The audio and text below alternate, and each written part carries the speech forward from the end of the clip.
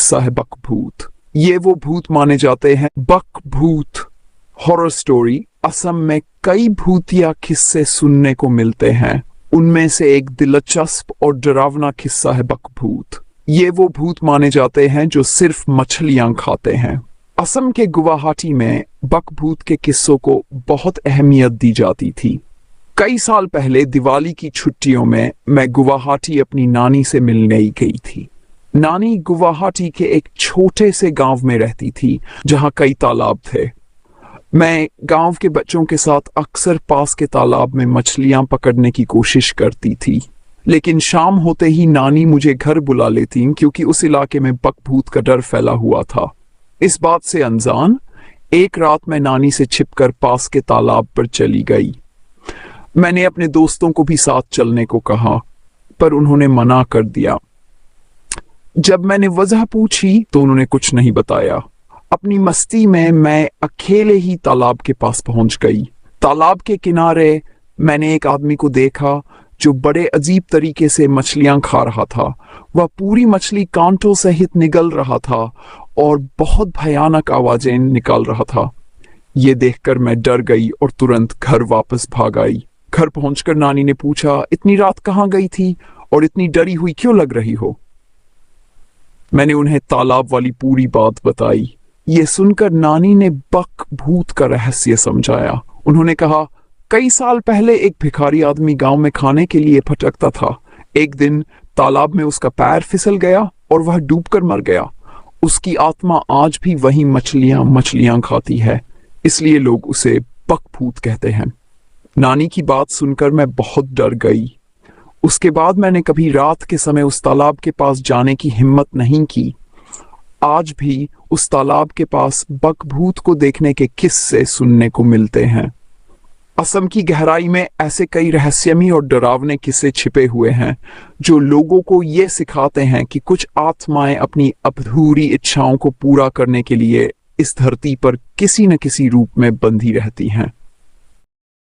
उस रात के बाद मैं नानी के घर पर दिन भर तो मस्ती करती थी, लेकिन शाम ढलते ही घर में दुबक जाती। बकभूत के किस्से ने मुझे भीतर तक डरा दिया था, लेकिन डर के बावजूद मेरे मन में एक अजीब सी जिज्ञासा भी पैदा हो गई थी। मैं जानना चाहती थी कि क्या सच में वह बकभूत है या कोई कहानी जो डराने के लिए बनाई गई है। कुछ दिनों बाद गांव के बच्चों से मैंने बकभूत के बारे में और पूछा। उनमें से कुछ ने बताया कि उन्होंने भी उस तालाब के पास अजीब आवाजें सुनी हैं। एक बच्चे ने बताया, पिछले साल मेरे चाचा तालाब के पास गए थे। उन्होंने किसी आदमी को देखा था जो पेड़ के नीचे बैठकर मछलियां खा रहा था। जब उन्होंने उसे आवाज दी तो वह हवा में गायब हो गया। ये सुनकर मेरी जिज्ञासा और बढ़ गई। अगली रात मैं तय कर चुकी थी सच्चाई का पता लगाऊंगी। मैंने एक लालटेन, एक माचिस और कुछ नमक अपने साथ रखा। नानी ने कहा था कि नमक भूत प्रेत को रखता है। जब सब सो गए तो मैं धीरे से घर से बाहर निकल गई और तालाब की ओर चल दी। तालाब के पास पहुंचते ही वहां की सन्नाटे भरी हवा ने मेरे रोंगटे खड़े कर दिए। पानी के किनारे हलचल हो रही थी, मानो कोई वहां मौजूद हो। मैंने अपनी लालटेन जलाकर देखा, वह वही आदमी था। उसके हाथों में ताजी मछलियां थीं और वह अजीब तरीके से उन्हें खा रहा था। इस बार उसकी आंखें चमक रही थीं और उसके मुंह से अजीब सी गुर्राने की आवाजें आ रही थीं। डरते डरते मैंने पूछा, तुम कौन हो? मेरी आवाज सुनकर उसने धीरे धीरे मेरी तरफ देखा। उसकी आंखों में ऐसा शून्य था जैसे वह मुझे देख नहीं रहा हो। फिर वह अचानक खड़ा हुआ और मेरी ओर बढ़ने लगा। मैं घबरा गई और पीछे हटने लगी। तभी मैंने याद किया कि मेरे पास नमक है।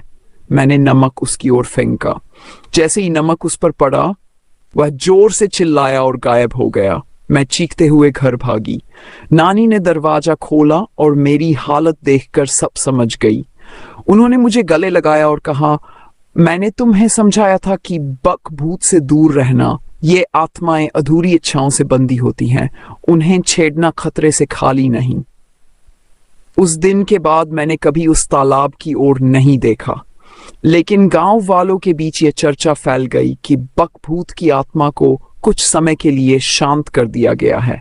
शायद नमक ने उसे कुछ समय के लिए रोक दिया था, लेकिन आज भी उस तालाब के पास अजीब आवाजें सुनाई देती हैं।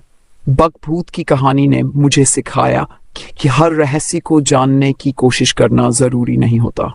कुछ राज हमेशा अनसुलझे रहने में ही भले होते हैं। कुछ महीनों बाद मैं अपनी नानी के गांव से वापस शहर लौट आई, लेकिन बकभूत का अनुभव मेरे मन में गहराई तक बस चुका था। मैं अक्सर उन रातों के बारे में सोचती और खुद से सवाल करती कि क्या मैंने सही में एक आत्मा को देखा था या वह मेरा भ्रम था। कुछ साल बाद जब मैं कॉलेज की पढ़ाई के लिए वापस असम आई, तो मेरा मन हुआ कि नानी के गांव जाकर पुराने दोस्तों से मिलूं। नानी अब इस दुनिया में नहीं थी, लेकिन उनका घर अब भी वहीं खड़ा था। गांव पहुंचकर मुझे एहसास हुआ कि सब कुछ बदल चुका था। तालाब सूख चुका था और उसके चारों ओर घने झाड़ जंखाड़ उगाए थे, लेकिन गांव वालों के बीच बकभूत के किस्से अब भी जिंदा थे। गांव के बुजुर्गों ने मुझे बताया कि तालाब के सूखने के बाद बकभूत के दर्शन कम हो गए थे, लेकिन कुछ महीने पहले एक मछुआरे ने तालाब के सूखे हिस्से में एक अजीब कंकाल देखा था। वह कंकाल किसी इंसान का लग रहा था, लेकिन उसके चारों ओर मछलियों के सूखे कंकाल भी पड़े हुए थे। ये सुनकर मेरी जिज्ञासा फिर से जाग उठी। उस रात मैंने अपने बचपन के दोस्तों से बात की और तय किया कि हम उस पुराने तालाब के पास जाकर जांच करेंगे। इस बार मैं अकेली नहीं थी, मेरे साथ गांव के 4 और लड़के लड़कियां भी थे। हम रात का इंतजार करने लगे, क्योंकि बकभूत का आतंक केवल रात में महसूस किया जाता था। आधी रात को जब पूरा गांव सो चुका था, हम 5 लालटेन और लकड़ी के डंडे लेकर तालाब की ओर गए। वहां पहुंचते ही हवा में अजीब सा सन्नाटा था।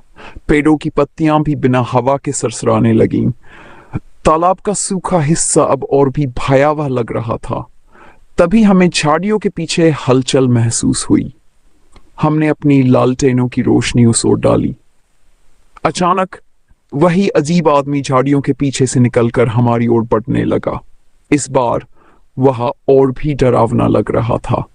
उसकी आंखें पूरी तरह से लाल थी और उसका मुंह मछलियों के खून से लथपथ लग रहा था। हमने तुरंत अपने डंडे और नमक के पैकेट निकाल लिए। जैसे ही हमने नमक उसकी ओर फेंका, उसने जोर से चीख मारी। उसकी चीख इतनी भयानक थी कि हमारे कान सुन्न हो गए, लेकिन इस बार उसने भागने के बजाय झाड़ियों के पीछे से कुछ उठाया। वह एक टूटी हुई जंजीर थी जो उसके शरीर के चारों ओर लिपटी हुई थी। गांव के एक बुजुर्ग ने बाद में हमें बताया कि यह जंजीर उस भिखारी की थी जो कभी गांव में मदद मांगने आया था। उसे जंजीरों से बांधकर तालाब में धक्का दिया गया था। ये जानकर हमें एहसास हुआ कि वह बकभूत बदले की आग में जल रहा था। उस रात के बाद गांव वालों ने एक बड़ा यज्ञ करवाया और तालाब के पास उसके लिए प्रार्थना की। धीरे धीरे बकभूत के दर्शन बंद हो गए, लेकिन मैं आज भी उस रात को भूल नहीं पाती। इस घटना ने मुझे सिखाया कि अधूरी इच्छाओं और गलतियों के बोझ से छुटकारा पाना कितना जरूरी है। कभी कभी जो अतीत में दबा होता है, वह वर्तमान में लौटकर डरावनी यादें बन सकता है।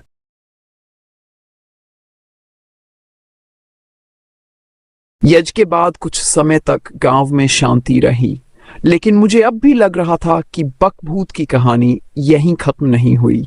मैंने वह जंजीर और उस सूखे तालाब का रहस्य समझने का फैसला किया। मैंने उस कंकाल की रिपोर्ट और गांव के पुराने दस्तावेजों की खोज शुरू की। गांव के सबसे पुराने बुजुर्ग दादू राम, जो अब लगभग 90 साल के थे, उनसे मिलने गई। जब मैंने उनसे बकभूत और भिखारी के बारे में पूछा तो उनकी आंखों में डर झलकने लगा। उन्होंने कहा, उस भिखारी की कहानी जितनी सुनी जाती है उससे कहीं ज्यादा दर्दनाक है। दादू राम ने बताया कि वह भिखारी वास्तव में गांव का ही रहने वाला था। उसका नाम बनुआ था। वह एक गरीब आदमी था जो गांव वालों की मदद करने के बदले भोजन मांगता था। लेकिन एक दिन गांव की एक अमीर महिला ने उस पर चोरी का झूठा आरोप लगा दिया। गुस्से में गांव वालों ने उसे जंजीरों से बांधकर तालाब में फेंक दिया। हमने उस समय उसकी बात नहीं सुनी, वह कहता रहा कि वह निर्दोष है, लेकिन हमने गुस्से में उसे मौत के घाट उतार दिया। उसका कंकाल और वह जंजीर उसी की है। उसकी आत्मा इसलिए भटक रही है क्योंकि हमने उसके साथ अन्याय किया। दादू राम की आवाज कांप रही थी। सच्चाई उजागर नहीं है। इस सच को जानने के बाद मैंने तय किया कि बनुआ की आत्मा को शांति दिलाने के लिए कुछ करना होगा। मैंने गांव वालों को इकट्ठा किया और उन्हें पूरी कहानी बताई। पहले तो कोई मानने को तैयार नहीं था, लेकिन दादू राम की गवाही ने सबको यकीन दिला दिया। गांव के पुजारी ने सुझाव दिया कि हमें तालाब के सूखे हिस्से में एक विशेष अनुष्ठान करना होगा। साथ ही बनुआ के नाम पर एक स्मारक बनाना होगा ताकि उसकी आत्मा को वह सम्मान मिले जो उसे जीते जी नहीं मिला। उस अनुष्ठान से पहले की रात मैं एक अजीब सपना देख रही थी। मैंने देखा कि बनुआ मेरी ओर देख रहा है। वह कुछ नहीं कह रहा था, लेकिन उसकी आंखों में दर्द और कृतज्ञता दोनों थे। उसने धीरे से सिर झुकाया और फिर गायब हो गया। अगली सुबह गांव वाले तालाब के पास इकट्ठा हुए।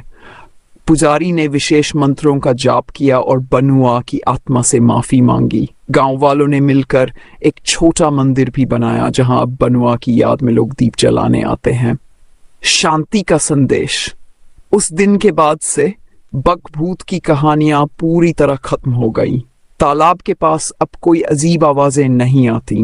गांव में एक नई शुरुआत हुई। मैंने महसूस किया कि कभी कभी हमारी गलतियां न केवल हमारे जीवन को बल्कि किसी आत्मा को भी अंधकार में बांध सकती हैं। यह कहानी मुझे सिखा गई कि न्याय और करुणा हर जीवन का अधिकार है, चाहे वह इंसान हो या आत्मा। दोस्तों, अगर यह कहानी आपको अच्छी लगी हो तो वीडियो को लाइक करें। चैनल पर नए हैं तो सब्सक्राइब करके बेल आइकन दबाकर ऑल पर क्लिक कर लें।